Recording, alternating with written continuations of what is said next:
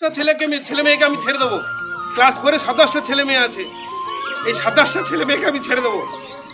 আমার স্কুল শূন্য হয়ে যাবে। এটা আমার স্কুল, আপনাদের স্কুল নয়। আপনারা গলায় দড়ি মারার বাসিন্দা, আপনাদের এটা স্কুল নয়।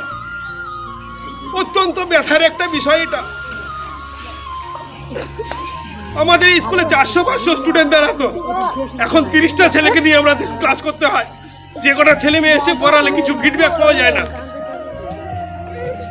অত্যন্ত ভালোবাসি আমি গলাইদড়ি স্কুলকে।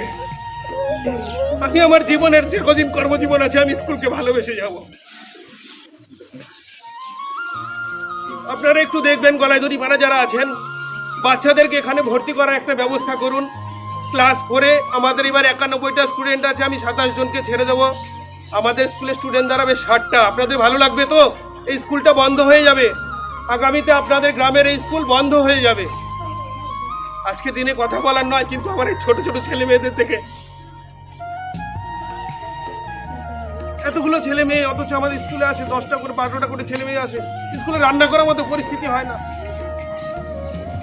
আপনারা প্লিজ একটু ব্যবস্থা করুন।